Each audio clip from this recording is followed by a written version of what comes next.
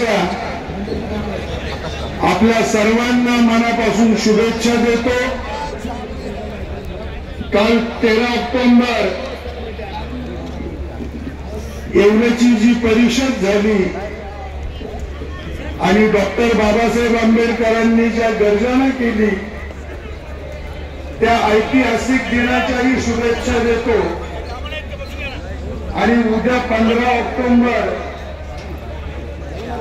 Doctor Babasaheb आंबेडकरांच्या मुक्ती लढ्यातील सरसेनापती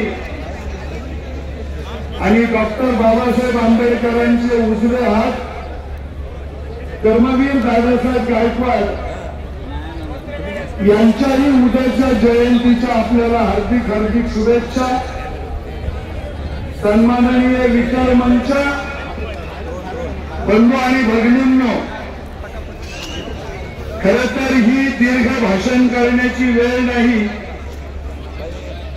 महाबोधी महाविहार मुक्ती आंदोलनाचा समग्र इतिहास आपल्या सर्वांना माहिती आहे। अगदी बुद्धाचं निर्माण झाल्यानंतर सम्राट अशोक आणि त्यानंतरचा राजा संघमित्र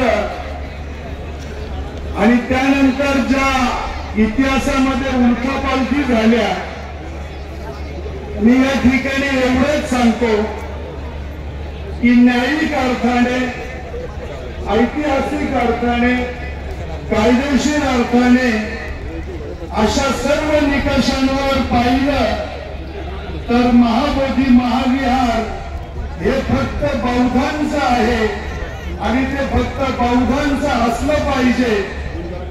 8व्या शतकामध्ये जी प्रतिक्रांती झाली आणि आद्य शंकराचार्याच्या आक्रमणानंतर शशांक राजापासूनचा जो इतिहास आहे आणि त्याने ज्या बुद्ध संस्कृतीवर जे आक्रमण केलं त्या आक्रमणाचा परिपाक त्यानंतर महाविहार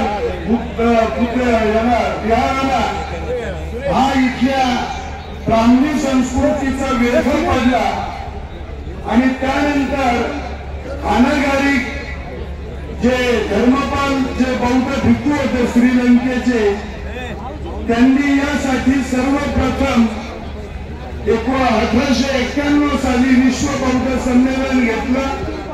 चीन, ब्रह्मदेश, सिलोन, कंबोडिया या सर्व राष्ट्रांनी त्या संमेलनामध्ये भाग घेतला होता। त्यानंतर स्वातंत्र्याचं आंदोलन सुरू झालं आणि गांधीजींपासून तर राजेंद्र प्रसाद असतील, नेहरू असतील, या सर्वांनी या प्रकरणामध्ये एक भूमिका केलेली आहे। परंतु प्रतिक्रांतीचा झंझावात एवढा जबरदस्त होता की इथला जो हेमगिरी नावाचा जो तिथला जो ब्राह्मणी संस्कृतीचा जो एक पाईक होता, त्यांनी हे विहार बळकावलं आणि नंतर महायान आणि हिनयानाचा जो संघर्ष आहे त्या महायान संस्कृती ही ब्राह्मणी धर्माच्या गाळाला लागली आणि तिथे सुरू झालं। त्यानंतर जे मिश्रा असतील, न्यायाधीश लॉर्ड कर्झन असतील, या सर्व मंडळींनी महाविहार महाबोधी विहाराच्या बाजूने हे बौद्धांचं आहे असं स्पष्टपणे सांगितलं। परंतु त्या काळातल्या सरकारने या वर्णवर्चस्ववाद्यांविरुद्ध, जातीयवाद्यांविरुद्ध नांगी टाकली आणि 1949 चा कायदा केला।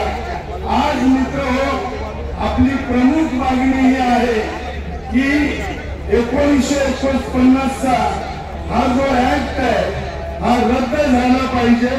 हे महाविहार हे पूर्णपणे बौद्धांच्या ताब्यात मिळालं पाहिजे आणि त्यासाठी हा प्रश्न बिहार सरकार, केंद्र सरकार यांच्याशी जरी संबंधित असला, पण मुंबईमध्ये आजचा मोर्चा ही लक्षवेधी आहे आणि ही लक्षवेधी आपण खऱ्या अर्थाने आज यशस्वी केली, याबद्दल आपण आपल्या सर्वांचं मी अभिनंदन करतो। ही सुरुवात आहे, या पुढचा लढा हा अधिक जोमाने करावा लागेल आणि नम्रपणे या ठिकाणी एक आवाहन करतो की भंते गाव आहे जे बौद्ध समाजातले जे धुरीण आहेत यांच्यामध्ये एक वाक्यता व्हावी आणि हा संघर्ष तीव्र करावा अशा पद्धतीचा एक आशावाद व्यक्त करतो. बंधन असल्यामुळे थांबतो.